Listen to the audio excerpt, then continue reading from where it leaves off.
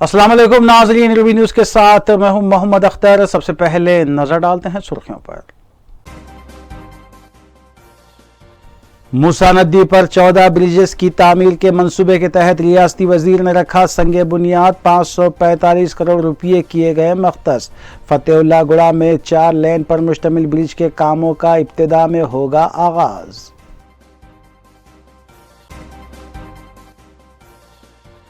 TSPSC के तहत मुंतखब किए गए फार्मासिस्ट को रियासती वजीर हरीश राव ने तकर्रुरनामे हवाले किए। तेलंगाना की खानदानी हुकूमत के खात्मे के लिए सिर्फ 100 दिन बाकी, मरकजी वजीर जी किशन रेड्डी का बयान।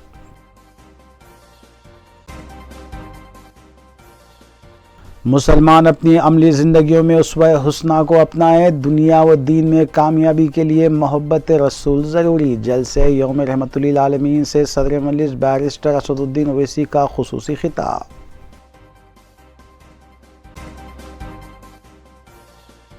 ख़वातीन तहफ़्फ़ुज़ात बिल की पार्लियामेंट में मंजूरी। BRS की कोशिशें रंग लाई। निज़ामाबाद में मुनक़िदा रैली से BRS MLC कविता का खिताब। वज़ीर दाखिला मोहम्मद महमूद अली ने कमांड कंट्रोल सेंटर में सेफ सिटी प्रोजेक्ट के तहत CCTV कैमराज वार रूम का किया इफ्तिताह।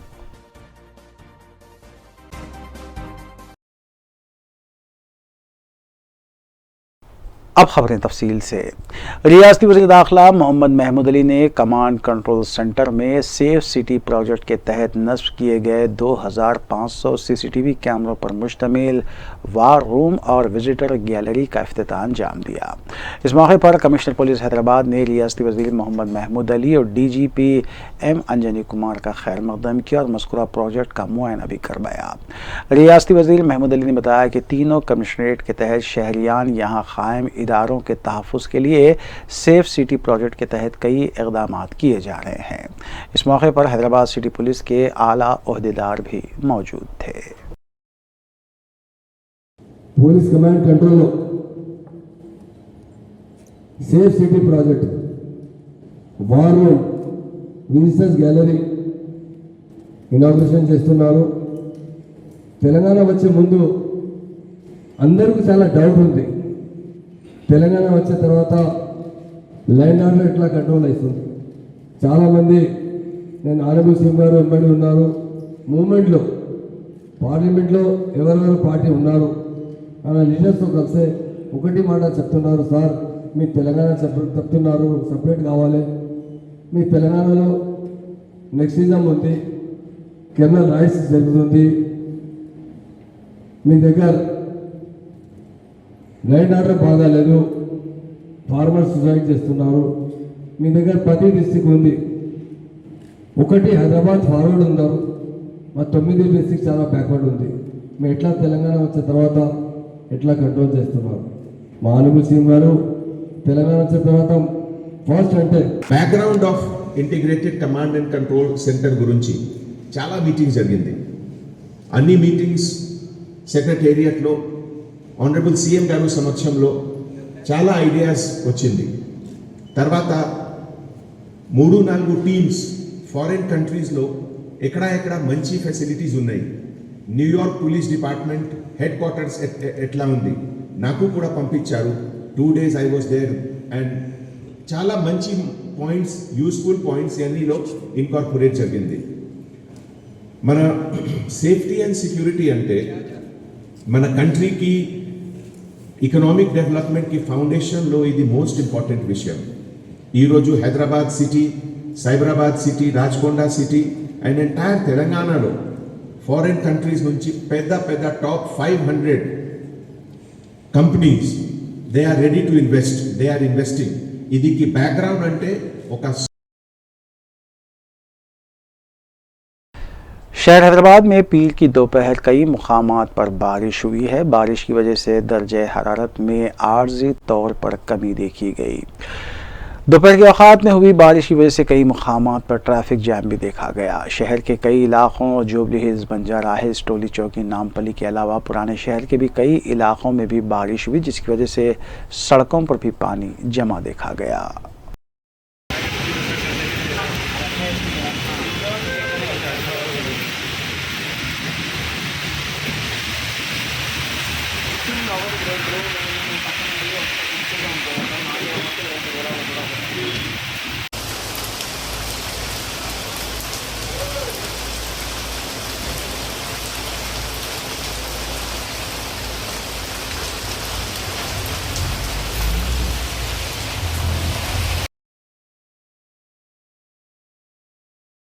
रियासती गवर्नर तमिलिसाई सौंदरराजन और वज़ीर आला के चंद्रशेखर राव के दरमियान सब कुछ ठीक नज़र नहीं आ रहा है।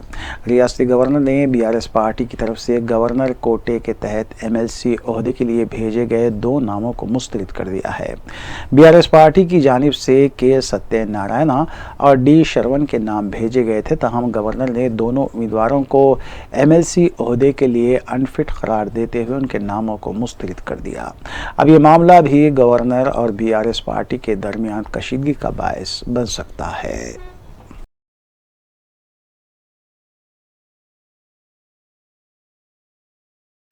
वज़ीर बल्दी नक़्मोनक्स के.टी. रामाराव ने 545 करोड़ रुपए की लागत से मूसा नदी पर तामीर किए जाने वाले 14 ब्रिजेस के तामीरी कामों का इफ्तिताह अंजाम दिया। बाद अज़ा उन्होंने खिताब करते हुए बताया कि मूसा और ईसा नदी पर तामीर किए जाने वाले फ्लाईओवर ग्रेटर हैदराबाद के 55 किलोमीटर का अहाता करते हुए न सिर्फ ट्रैफिक के मसले को हल करेंगे बल्कि मूसा नदी की आलूदगी का भी खात्मा होगा।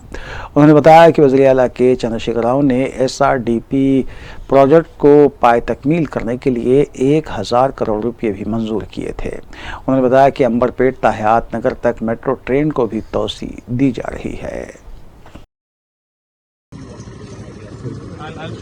మరి ఈరోజు ఈ కార్యక్రమంలో పాల్పంచుకుంటున్న పాత్రికేయ మిత్రులకి, స్థానికంగా విచ్చేసిన పుర ప్రముఖులకి పేరు పేరున అందరికి నమస్కారం, అందరికి శుభాకాంక్షలు. సుధీర్ అన్న అన్ని విషయాలు చెప్పిండు కానీ వచ్చిన అసలు పని చెప్పలేదు. ఈ రోజు మనం చేసినది మామూలు పని కాదు, చేస్తున్నది మామూలు పని కాదు. ఈ మూసీ నది ఏదైతే హైదరాబాద్ మహానగరానికి మరి ఒక గొప్ప పేరు ప్రఖ్యాతులు తెచ్చిన నదిగా ఒకనాడు ఉండేనో, ఏ మూసీ అయితే గతంలో మరి ఆనాడు ప్రభుత్వాలు పట్టించుకోక ఒక మురికి కూపంగా మారిపోయిందో, ఆ మూసీని ఈరోజు అద్భుతంగా పరిరక్షించే కార్యక్రమంలో, సుందరీకరించే కార్యక్రమంలో ఒక కీలకమైన మొదటి ముందడుగు ఈరోజు పడతా ఉంది. ఇప్పటికే మీకు తెలుసు, ఒక 2000 MLDల కెపాసిటీతో 2000 మిలియన్ లీటర్స్ పర్ డే కెపాసిటీతో సివరేజ్ ట్రీట్మెంట్ ప్లాంట్లు నిర్మాణం చేస్తా ఉన్నాం. అది ఈ రోజు దుర్గం చెరువు దగ్గర ఒక 7 MLD ప్లాంట్ ఇనాగరేట్ చేస్తా ఉన్నాం. అక్టోబర్ నెలాఖరు కల్లా మొత్తం 2000 MLDల ట్రీట్మెంట్ కూడా పూర్తయి మూసీలోకి వచ్చే నీరు, హైదరాబాద్ నగరంలోంచి మూసీలోకి పోయే మురికి నీరు ఏదైతే ఉందో దాన్ని పూర్తి స్థాయిలో శుద్ధి చేసి మూసీలోకి శుద్ధి చేసిన నీటిని మాత్రమే వదిలే పరిస్థితి అక్టోబర్ చివరి నాటికి వస్తుంది. దానికి అదనంగా ఈరోజు అంటే ఒకవైపు ఎక్కడికక్కడ STPలు పెట్టి 31 STPలు వాటి నుంచి మూసీలోకి వచ్చే నీళ్లని శుద్ధి చేసి, మరొక వైపు మూసీ మీద ఈ రోజు ఈ ఒకే ఒక్క రోజు దాదాపు 9 బ్రిడ్జిలకు ఈ రోజు ఇంకొక 5 బ్రిడ్జిలు, మొత్తం కలిపి 14 బ్రిడ్జిలకు శంకుస్థాపన 545 కోట్ల రూపాయలతో ఎక్కడికక్కడ మొత్తం ఇటు పతులుగూడ గాని, అదే విధంగా అవతల ముసరంబాగ్ గాని, పైన ఉప్పల్ దగ్గర ఉప్పల్ బగాయత్ దగ్గర గాని మొత్తం కలిపినట్టయితే 14 బ్రిడ్జిలు 545 కోట్లతో, మీ పతులగూడ బ్రిడ్జ్ ఒకటే 52 కోట్ల రూపాయలతో 200 మీటర్ల పొడవు ఉండే ఈ బ్రిడ్జ్ ని ఈ రోజు మనం శంకుస్థాపన చేసుకుంటా ఉన్నాం. वज़ीर सेहत हरीश राव ने रविंद्र भारती में मुनक़िदा तक़रीब में तेलंगाना पब्लिक सर्विस कमीशन की जानिब से इंतखाब किए गए 318 फार्मासिस्ट में तक़र्रुरनामे तक़सीम करने के बाद शोबे सेहत की 10 साला प्रोग्रेस रिपोर्ट पेश की।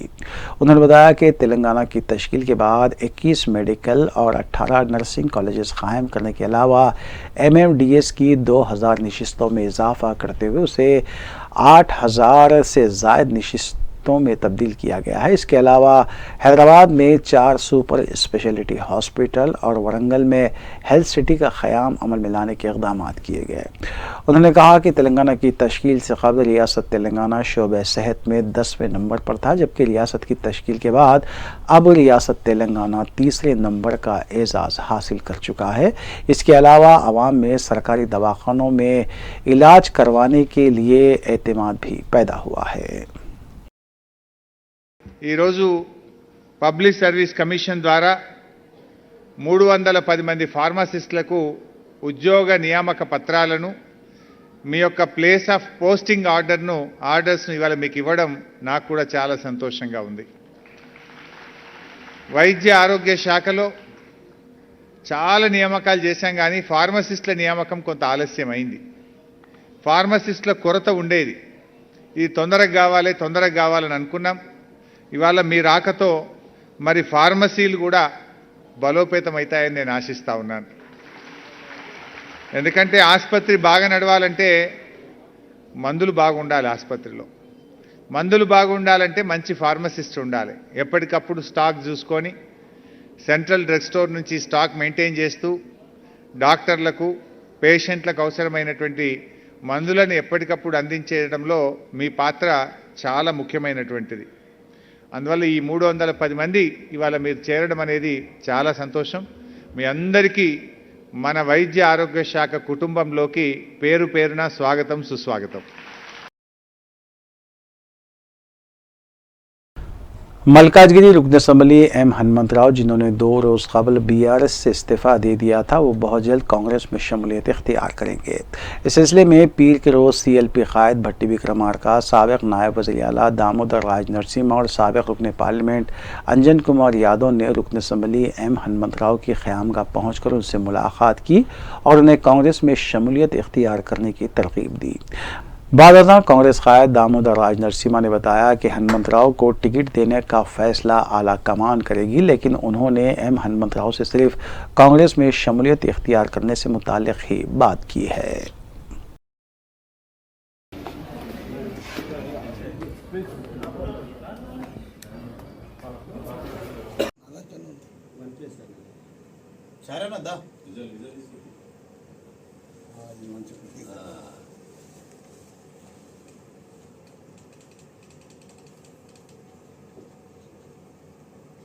అన్న నేను డ్రింక్ చేస్తా అనుకో వాళ్ళ అలవాటు లేదు అన్నకు తెలుసు వాళ్ళ బార్ చూసి అమ్మతో తాగుతా. सीनियर कांग्रेस कायद वी हनुमंतराव ने मीडिया से बात करते हुए बताया कि कांग्रेस पार्टी 10 अक्टूबर को शादनगर में BC सभा मुनक़िद करेगी, जिसके मेहमान ख़ुसूसी कर्नाटक के वज़ीर आला सिद्धारामैया होंगे। उन्होंने बताया कि आला कमान को चाहिए कि वह आने वाले असम्बली इंतखाबात में BC कायदीन को ज़्यादा से ज़्यादा टिकट फराहम करे, क्योंकि रियासत के 119 असम्बली हल्क़ों में से 34 असम्बली हल्क़े ऐसे हैं जहाँ पर बग़ैर BC तबक़े की तायद के कामयाबी मुमकिन नहीं है। उन्होंने कहा कि पार्टी को चाहिए कि वो BC तबक़े को ज़्यादा से ज़्यादा फंड्स मख्तस करने की हिकमत अमली तैयार करे। రాష్ట్ర కాంగ్రెస్ బృందం ఫార్మల్గా నేను ఇన్వైట్ చేయడానికి రేపు మార్నింగ్ వస్తూ ఉన్నారని చెప్పారు. నేను తప్పకుండా రమ్మని చెప్పి వారిని ఇన్వైట్ చేశాను. ఏదేమైనప్పటికీ కూడా నేను కాంగ్రెస్ పార్టీలో జాయిన్ కావాలని డిసైడ్ చేసుకున్నాను. Thank you very much. నేను ఢిల్లీకి వెళ్ళి నేను జాయిన్ అవుతాను. ఏమంటారు తేదీ అంటే బిఫోర్ 27th వరకు బాగుందని చెప్పారు పంతులు గారు. Before 27th I'm going to join in Congress. నేను అదే చెప్తా ఉన్నాను కదా, సర్వే రిపోర్ట్స్ ఆధారంగా सदर रियासती बीजेपी और मरकज़ी वज़ीर किशन रेड्डी ने पार्टी ऑफिस में मुनक़िदा दीन दयाल शर्मा की यौम पैदाइश तक़रीब से खिताब करते हुए बताया कि नौजवानों को चाहिए कि वह दीन दयाल के बताए हुए उसूलों पर चलते हुए न सिर्फ अपनी ज़िंदगियों को संवारे बल्कि बेहतर मुस्तक़बिल बनाएं। किशन रेड्डी ने बताया कि तेलंगाना की ख़ानदानी हुकूमत के ख़ात्मे के लिए 100 दिन से भी कम दिन बाकी रह गए हैं, क्योंकि आवाम ये बात अच्छी तरह जानती है कि BRS, कांग्रेस और MIM तीनों एक होकर बीजेपी को शिकस्त देने की कोशिश कर रहे हैं, जबकि आवाम ये बात भी अच्छी तरह जान चुकी है कि बीजेपी से ही रियासत की तरक्की मुमकिन है।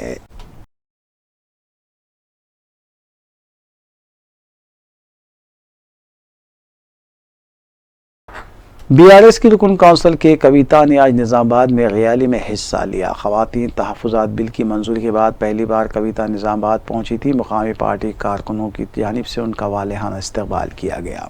इस मौके पर निज़ामाबाद अर्बन के MLA गणेश गुप्ता भी मौजूद थे। ख़वातीन तहफ़्फ़ुज़ात बिल में कविता के रोल की सताइश की जा रही है।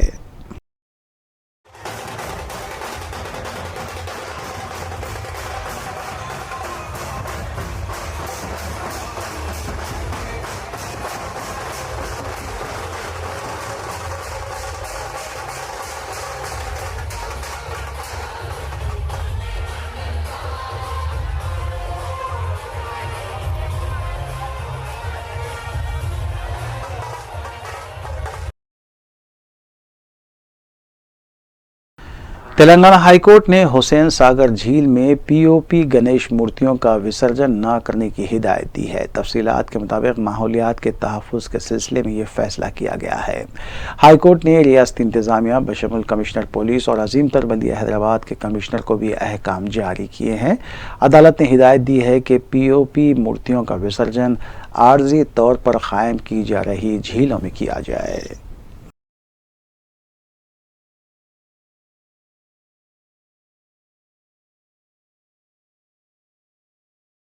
कामाटीपुरा पुलिस स्टेशन के हुदूद दूध बौली में बोसीदा इमारत की दीवार मुनद्दिम होने से एक ज़ईफ़ शख्स बरसर मौका हलाक हो गया।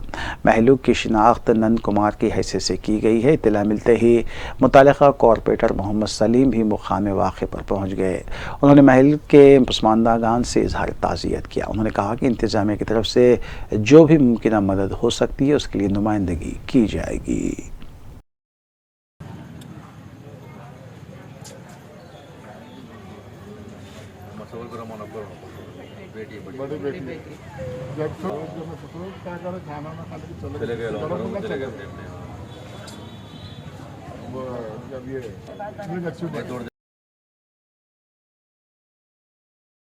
दवाखाने गौसिया वाक़े मुतसिल मस्जिद शामबेग कोमटवाड़ी दबिलपुरा यूनानी इलाज के लिए बरसों से मारूफ क्लिनिक माना जाता है। दवाखाने गौसिया की जानिब से साल 1970 से दमे के मर्ज़ के लिए मुजर्रिब दवा मिलादुन्नबी की मुनासिबत से हर साल मरीज़ों में मुफ्त तकसीम की जाती है।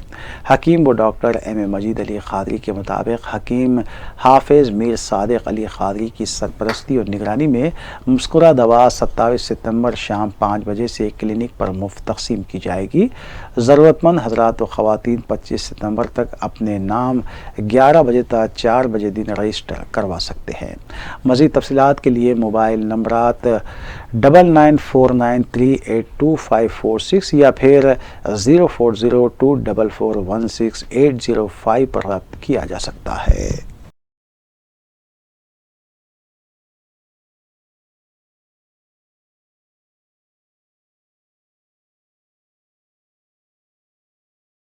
मस्जिद फ़ातिमा वाक़े राहुल कॉलोनी फ़ेज़ 2 के ज़ेर एहतमाम 8 अक्टूबर बरोज़ इतवार सीरत क्विज़ मुनक़्क़िद किया जा रहा है, जिसकी निगरानी मोहम्मद यूसुफ सलीम करेंगे। डॉक्टर मौलाना अब्दुल रकीब इमाम व ख़तीब मस्जिद फ़ातिमा की सरपरस्ती में हर साल इस सीरत क्विज़ मुक़ाबलों का इनेक़ाद अमल में लाया जाता है। क्विज़ के लिए 3 ग्रुप्स तश्कील दिए गए हैं। मज़ीद तफसीलात के लिए मोबाइल नंबर 8555024759 पर रब्त किया जा सकता है।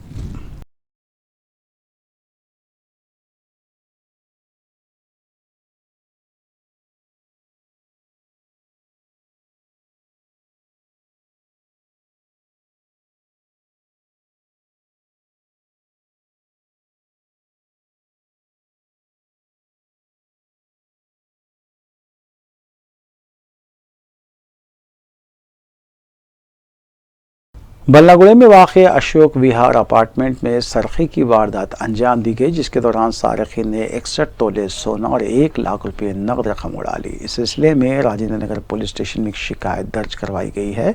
मुतासरा फ्लैट एक बिल्डर की मिल्कियत बताया गया है, जबकि घर में काम करने वालों पर इस सरक़े का शुबा किया जा रहा है। राजेंद्र नगर पुलिस इस सिलसिले में मसरूफ़ तहक़ीक़ात है।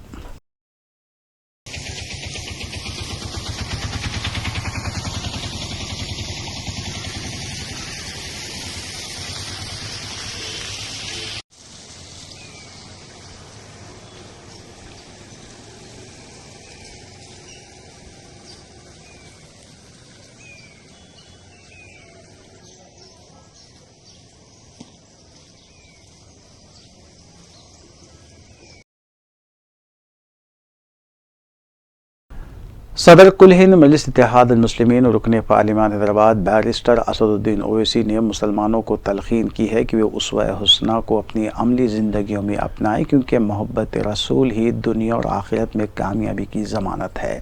असदुद्दीन ओवैसी कुल हिंद मजलिस इत्तेहाद मुस्लिमीन की जानिब से दारुस्सलाम ग्राउंड पर मुनक़िदा जलसे यौम रहमतुल आलमीन से खिताब कर रहे थे। उन्होंने मुल्क की मौजूदा सियासी सूरत हाल पर भी अफसोस का इजहार किया।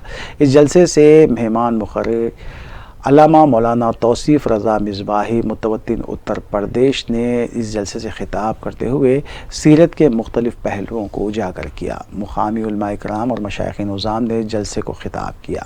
सदर इस्तक़बालिया और मजलिसी रुकन असम्बली जाफ़र हुसैन मेराज ने मेहमानों का खैर मक़दम किया, जबकि इस मौके पर मजलिसी अराकीन असम्बली, अराकीन कौंसल और अराकीन बल्दिया के अलावा मुहिब्बान मजलिस की कसीर तादाद भी मौजूद थी।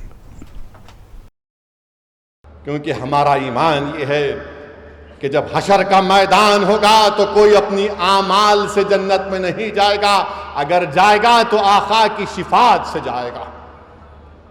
कोई जाएगा तो आका की शिफात से जाएगा। सदुद्दीन ओवैसी को अपने किसी अमल पर भरोसा नहीं है, इस बात पर भरोसा है कि अल्लाह के रसूल सल्लल्लाहु अलैहि वसल्लम मुझ जैसे गुनाहगार की लाज रख लेंगे। हम अपनी जानों का सौदा करेंगे, अपनी औलाद का सौदा करेंगे, अपनी दौलत को ठुकरा देंगे, मगर इस्लाम, अल्लाह उसके रसूल के रास्ते में कभी आने नहीं देंगे हमारी जानों को। मेरे अजीज दोस्तों और बुजुर्गों, नौजवानों, ये तुमसे इसलिए कह रहा हूं ताकि तुमको मालूम हो जाए। आप जानते हैं कि सैफुद्दीन को शहीद किया गया। एक और आदमी है जिसको गोली मार दी गई थी, असगर, बिहार का है, राजस्थान में रहता था खानदान, और अब्दुल खादर हैं हमारे बोरी समाज के जो हजरत आए थे, उनका बेटा अब्दुल खादिर अपने वालिद को आकर लेकर जाना चाह रहा था दुबई से, और उनका बेटा अब्दुल खादिर क्या कहता है कि मैं शारजा से आकर अपने वालिद को और अपनी माँ को लेकर जाना चाहता था, मेरे बाप को इस आतंकवादी ने शहीद कर दिया। और मरने वाले के बेटे ने कहा कि किसी ने मुझे फ़ोन कर कर बात नहीं की सिवाय हैदराबाद के लोगों के और मजलिस के कायदीन के। ये शख्स असगर जो बिहार का है, कोई नहीं बात किया उससे। यहाँ हैदराबाद में आपकी मजलिस है, हैदराबाद में आपकी ताकत है, हैदराबाद में आपकी शनाख्त है। नौजवानों, इस जमात को अगर आज अल्लाह ने इज्जत से नवाजा तो इसमें तुम्हारे असलाफ की, तुम्हारे बुजुर्गों की कुर्बानियां शामिल हैं, तुम्हारे इसमें आंसू है, इसमें कुर्बानियां हैं। आज वो सैफुद्दीन को जब मारा गया तो तेलंगाना वाहिद रियासत थी जहां पर मजलिस के मुतालबे पर सैफुद्दीन की बेवा को एक्स ग्रेशिया भी दिया गया, मजलिस ने भी दिया, नौकरी दी हुकूमत ने, और एक 2 BHK के घर का इंतज़ाम उनके लिए किया गया। मेरे अजीज़ दोस्तों और बुजुर्गों, नौजवानों, तुम्हारे सामने वाक़यात को रख रहा हूँ। हिफ्ज़ुर रहमान आसाम का 25 साल का, थोड़ा जहनी तवाज़ुन ठीक नहीं था तो उसको पकड़कर मॉब लिंच कर दिया गया कि ये गाय चोर है। और जब मैंने उसके वीडियो को देखा, हिफ्ज़ुर रहमान 25 साल का वीडियो देखा, तो वीडियो में जब जालिमों ने उसको मार रहे थे, ये शैतान की औलाद है मारने वाले, तो हिफ्ज़ुर रहमान अम्मा माँ माँ कहकर पुकार रहा था। लकड़ियों से मार मार कर हिफ्ज़ुर रहमान को कत्ल कर दिया गया। हिफ्ज़ुर रहमान का एक 8 साल का बच्चा भी है। 45 साल का मुजीबुल हक दारांग डिस्ट्रिक्ट आसाम में ऐसे ही मार मार कर पीट कर कत्ल कर दिया गया। उत्तर प्रदेश सीतापुर जिले में अब्बास और उसकी बीवी खमरुल निशा को उसके पड़ोसियों ने राडों से मारकर कत्ल कर दिया। राजस्थान अलवर में वसीम को मार मार कर खत्म कर दिया गया। गाड़ी रोकी और गाड़ी पर हमला कर दिए। शमशाद अंसारी झारखंड सिकनी में 45 साल का, वही इल्जाम मार दिया। जहीरुद्दीन बिहार के सारण डिस्ट्रिक्ट में गाड़ी रोकी, वो गाड़ी में जानवरों की हड्डियां फैक्ट्री को लेकर जाता था, वो एक जिले वहां पर मार दिए। 32 साल का अफसान अंसारी महाराष्ट्र के नासिक 24 जून को मार मार कर 20 लोगों ने उसको कत्ल कर दिया। हाईवे पे स्मगलिंग कर रहा है बीफ की। नासिर कुरैशी उसको मार दिए। फिर लुकमान सुलेमान अंसारी 23 साल का महाराष्ट्र में राष्ट्रीय बजरंग दल के लोगों ने ये इल्जाम लगाया कि जानवर लेकर जा रहा था महाराष्ट्र में। वो दिन में 300 रुपये कमाता था, बीवी है, 18 महीने की बेटी है। लुकमान सुलेमान अंसारी को मार दिए।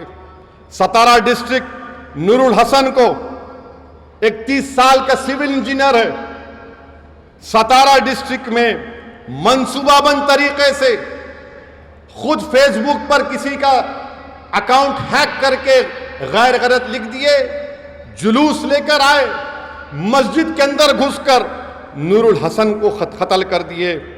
मेरे अजीज दोस्तों और बुजुर्गों, अब आप बताइए, मैं जब बात किया ये कत्ल होने के बाद वहां के एसपी से, मैंने कहा क्या हो रहा है एसपी साहब? तो उन्होंने कहा नहीं ऐसा फेसबुक पर हमला। क्या सबूत है आपके पास के फेसबुक उन्होंने डाला? क्या आपने आईपी एड्रेस देखा उसमें किसने किया? ये हैक भी हो सकता है। बाद में मालूम हो रहा कि किसी और ने किया, नूरुल हसन की जान चले गई। और नूरुल हसन की बीवी क्या बोलती सुनो नौजवानों, वो हमेशा कहता था कि जमीन से जुड़े रहना चाहिए इंसान को। हम्बुल था, मुखलिस था, जमीन से जुड़े रहना चाहिए था। मगर आज नूरुल हसन जमीन के नीचे चला गया। नौजवानों, उसका बाप कहता है कि जिंदगी में जीने का कोई मकसद नहीं रहा। अकोला महाराष्ट्र में 40 साल का विकास गायकवाड़ दलित है, उसके ऑटो रिक्शा में जा रहा था, उसको खूब पीटा। क्यों पीटा? विलास गायकवाड़, तो उसके ऑटो के पीछे लिखा था KGN, ख्वाजा गरीब नवाज। बोले मुसलमान है उसको मारो। मेरे अजीज दोस्तों और बुजुर्गों, ये वतन अजीज का हाल है। और फिर हम देखते हैं कि भारत की पार्लियामेंट में एक बीजेपी का एमपी एक मुस्लिम एमपी को बकवास, गंदगी, गाली देता है। एक एक बात, मैंने क्या क्या बात बोलता है। लोग कह रहे हैं नहीं पार्लियामेंट में नहीं बोलना चाहिए था। अच्छा, पार्लियामेंट में नहीं बोलना चाहिए था? बोले कि नहीं उसकी जबान खराब थी। अच्छा, जबान खराब थी? अरे ये तो अवाम का नुमाइंदा है ना, तुमने इसको वोट डाला। जब अवाम इतने लोगों को मार रही है, जुनैद नसीर को जला रही है, नूह में घरों को 300-350 घरों को बगैर कानून के ड्यू प्रोसेस को फॉलो किए घरों को तोड़ दिए, धर्म संसद में गालियां दी जाती हैं मुसलमानों को, रेप की धमकियां दी जाती हैं, तो ये तो तुम्हारा नुमाइंदा है। उसने गालियां दी, अच्छी जबान इस्तेमाल नहीं की। उस बीजेपी के एमपी ने, अरे वो तो गोडसे की बात कर रहा था, वो नाकाबिल कबूल है। हम तो रोज सुन रहे हैं ना इनको गाली। मैं जानता हूं, मेरी उम्र 8-9 साल या 10 साल की थी, हमारा घर हैदरगुड़े में था, पुराना घर। वहां पर हर कोई आरएसएस के लोग, जब कोई जुलूस होता तो हमारे घर के पास आकर पुकारते, सलाहुद्दीन अवैसी कब्रिस्तान या पाकिस्तान। मैं और अकबर, हमारे एक ताया वहीद भाई जो बड़े ताकतवर थे, उनके साथ बैठते थे। वहीद भाई लकड़ी लेके भागते, ये 25-30 फीट छोड़ के भागते। हम सुने, मैं सुना हूं मेरे कानों से, आज मेरा बेटा सुन रहा है ये। मैं समझा कि शायद मेरी जिंदगी में खत्म हो जाएगा, मगर मेरी औलाद सुनेगी, आप सुनेंगे, बच्चे सुन रहे हैं। याद रखो मेरी इस बात को, एक दिन आएगा जब भारत की पार्लियामेंट में किसी मुसलमान का मॉब लिंचिंग हो जाएगा। वो दिन दूर नहीं है, वो दिन दूर नहीं है। क्योंकि हिटलर की जब हुकूमत थी तो हिटलर की हुकूमत में लिखा जाता था, यहूदियों से बच के रहो, ये जर्मनी के लिए खतरा है। आज यहूदी लफ्ज को निकाल दो, मुसलमान लिख दो उस पर। हमारे देश के वजीर आजम, कहां गया आपका सबका साथ, सबका विकास, सबका विश्वास? अरे नरेंद्र मोदी जी, जो आपके एमपी ने मुसलमानों के बारे में जो बकवास बकी है, मेरी आपसे गुजारिश है कि उसका चैलेंज करके आप अरब ममालिक के अपने हुक्मरानों को भिजा दो, या हबीबी इस तरह का हम इससे सुलूक करते देखो मुसलमानों से, बुझाओ।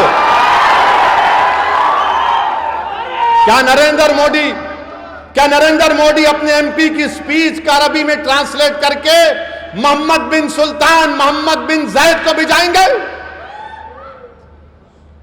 आप भिजाएंगे उनको? बताओ देश के वजीर आजम। क्या तुर्की के अर्दोगान को भिजाओ? देखो हम इस तरह भारत की नई बिल्डिंग में हमारे पार्टी का एमपी ने मुसलमानों को इस तरह कहा है। देश के वजीर आजम कुछ नहीं बोलेंगे।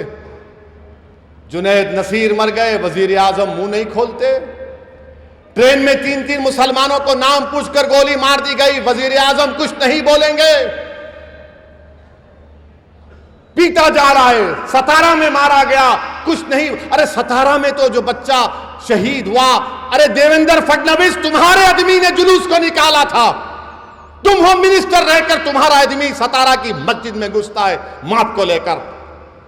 कैसे होम मिनिस्टर हो तुम देवेंद्र फडणवीस? मगर हमारे वजीर आजम ने इस मुल्क में एक माहौल को पैदा कर दिया कि नफरत करो और राज करो, नफरत करो वोट हासिल करो, नफरत करो सत्ता हासिल करो, इस्लाम को गाली दो, जीत जाओ इलेक्शन, इस्लाम को गाली दो और प्राइम मिनिस्टर, सीएम, मिनिस्टर बन जाओ, मुसलमानों को पीटो और इख्तिदार पर आ जाओ। अरे कब तक चलेगा नफरत? ये याद रखो, ये नफरत खत्म अगर नहीं हुआ, ये जो आग लगा रहे नफरत की आग, याद रखो ये नफरत की आग में सब आ जाएंगे। हम मरने से कभी नहीं डरे, ना कभी डरेंगे इंशाअल्लाह ताला। हम अल्लाह के नाम पर जीते, अल्लाह के नाम पर मरने वालों का नाम मुसलमान है। मगर इस मुल्क का क्या होगा, इस देश का क्या होगा, जिसको हमने अपने खून पसीने से सींचा, जिसको अल्लामा फजल खैराबादी ने अपनी कुर्बानियों से आजाद किया।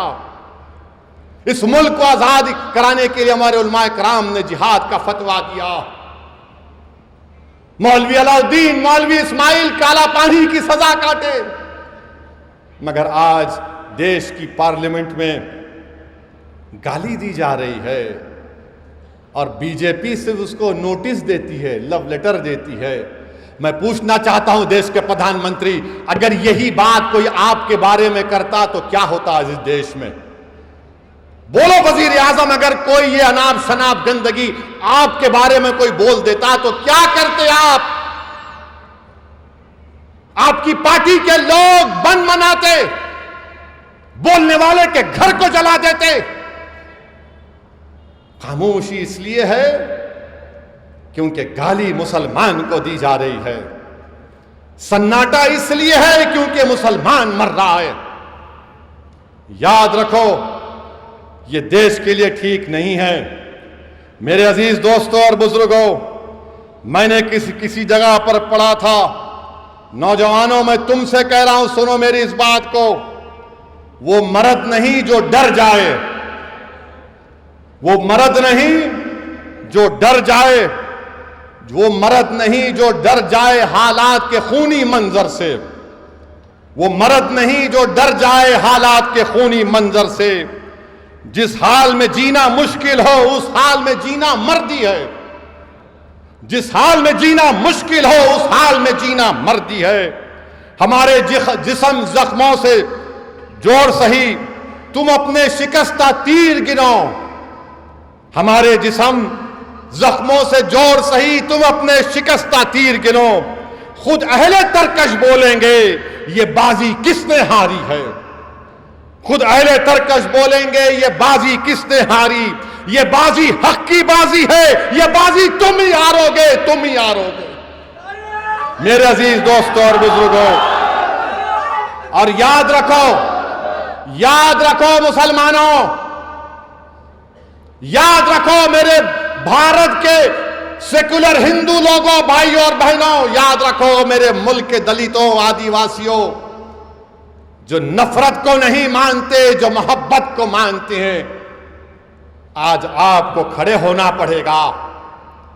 इस देश को बचाना है, इस मुल्क को बचाना है।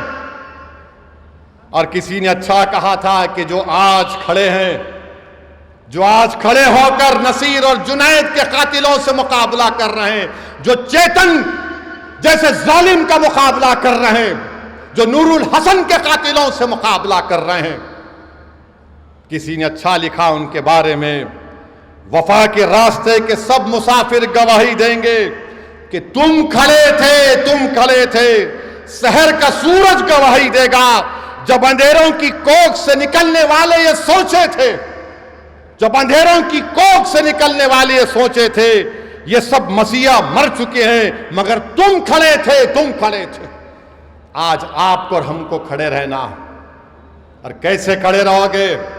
असदुद्दीन ओवैसी की जज्बाती तकरीर सुनकर नहीं खड़े हो सकते, अल्लाह पर कामिल यकीन करके खड़े होना, रसूलुल्लाह सल्लल्लाहु अलैहि वसल्लम से सच्ची मोहब्बत करके खड़े होना है। मैंने तुम्हारे सामने सहाबा इकराम की कुर्बानियों को जिक्र किया। तुम नमाजी बनकर खड़े हो सकते हो, बेनमाजी बातिल से मुकाबला नहीं कर सकता। आपने सुना कि अल्लाह के रसूलुल्लाह सल्लल्लाहु अलैहि वसल्लम से मोहब्बत करने वाले सहाबी, क्या नाम था, हजरत खबी रज़ियल्लाहु ताला अन्हो, फांसी पे चढ़ा रहे हैं, मौत सामने है, और क्या कह रहे हैं? जालिमों से नमाज पढ़ने दे, 2 रकात नमाज पढ़ने दे। नौजवानों, तुम मस्जिदों को आबाद में क्यों नहीं करोगे? तुम कब तक सेल फोन से मोहब्बत करोगे? तुम कब तक सेल फोन में गाने सुनोगे? क्या तुम सिर्फ जबान से रसूलुल्लाह सल्लल्लाहु अलैहि वसल्लम की मोहब्बत का ऐलान करोगे, अमल में नहीं करोगे? तुम कैसे मुकाबला करोगे इन जालिमों का? तुम कैसे खड़े होगे? तुम नमाजी बन जाओ, नेक बन जाओ, कुरान। भारतीय जनता पार्टी से वाबस्ता अक़लियती क़ायद और सेंटर वक्फ कौंसिल के रुकन हनीफ अली पीर को इंतकाल कर गए। शाम 5 बजे दायर मोमिन में जनाजा पढ़ाया गया, जबकि वहीं तदफीन भी अमल में आई। हनीफ अली मुत्तहदा आंध्र प्रदेश ही से बीजेपी से जुड़े रहे। रियासी सतह पर पार्टी के कई ओहदों पर वो फायज रहे और मौजूदा तौर पर वो सेंटर वक्फ कौंसिल मरकज़ी हुकूमत के ज़ेर इंतज़ाम चलाए जा रहे इदारे के रुकन थे।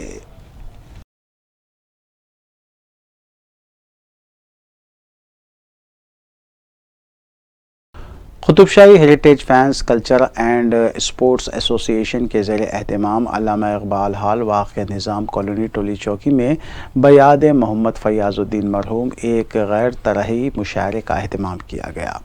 डॉक्टर रऊफ़ खैर ने इस मुशायरे की सदारत की, जबकि ताहिर गुमानी सदर free press editors and journalist federation मेहमान खुसूसी थे। सहाफ़ी ख्वाजा अब्दुल हमीद शौकत इस मुशायरे के कन्वीनर थे। मधु शोरा, ज़फ़र फ़ारूक़ी, सैफ निज़ामी, नवीद जाफ़री, लतीफ़ुद्दीन, कलीम शेख, रफ़ीक़ जिगर, ताहिर गुमानी और सादुल्ला खान सबील ने अपना कलाम सुनाया। बसीर खालिद की हमद से मुशायरे का आगाज़ हुआ। सादुल्ला खान सबील ने अपने मखसूस अंदाज में मुशायरे की कार्रवाई चलाई, जबकि ख्वाजा अब्दुल हमीद शौकत ने हदिया तशक्कुर पेश किया। दूर तक तो मुझे ढूंढती हुई, दिन में कोई खरार उजाला न दिलकशी, दिन में कोई खरार उजाला न दिलकशी। हाँ शब को तेरी याद से कुछ रोशनी हुई, क्या बात है। हाँ शब को तेरी याद से कुछ रोशनी हुई। बहुत अच्छा, भी बढ़िया। दुनिया के कोने कोने में फैली थी जब वबा, मैंने भी एक काम भलाई का कर दिया। अच्छा। दुनिया के कोने कोने में फैली थी जब वबा, मैंने भी एक काम भलाई का कर दिया। जब ये पता चला कि कोरोना मुझे हुआ, जब ये पता चला कि कोरोना मुझे हुआ, मैं अपने दुश्मनों को गले से लगा लिया। हम तो डूबे हैं सर, तुमको भी डूबेंगे। जरा देखो तुम हमराहियों की बेबसी, जिनका बिछड़ना तय है लेकिन कोई दो राह नहीं आता, और कहाँ तक साथ दे वक्त तेरा हम शिकस्ता पा। अच्छा, कहाँ तक साथ दे वक्त तेरा, हम शिकस्ता पा तुझे रुकना नहीं आता हमें। उस कम सुखन पे बार न हो हरफे आरज़ू, उस कम सुखन पे बार न हो हरफे आरज़ू, इजहार मुद्दुआ पे मुलम्मा गजल का है। आखिर में सुर्खियां एक बार फिर। मूसा नदी पर 14 ब्रिजेस की तामीर के मंसूबे के तहत रियासती वजीर ने रखा संगे बुनियाद, 545 करोड़ रुपये किए गए मख्तस। फतेहुल्ला गुड़ा में 4 लेन पर मुश्तमिल ब्रिज के कामों का इब्तिदा में होगा आगाज।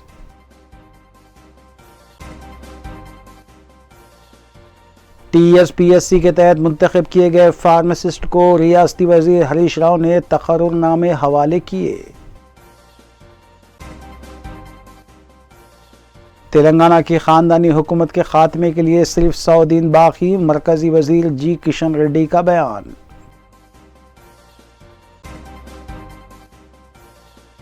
मुसलमान अपनी अमली ज़िंदगियों में उसवा हुस्ना को अपनाएं, दुनिया व दीन में कामयाबी के लिए मोहब्बत रसूल ज़रूरी। जलसे यौम रहमतुल्लिल आलमीन से सदर मजलिस बैरिस्टर असदुद्दीन ओवैसी का खुसूसी खिताब।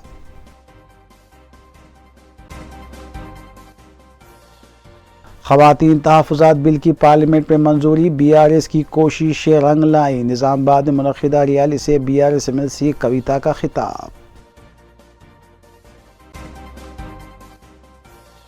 वज़ीर दाखिला मोहम्मद महमूद अली ने कमांड कंट्रोल सेंटर में सेफ सिटी प्रोजेक्ट के तहत CCTV कैमराज वार रूम का किया इफ्तिताह।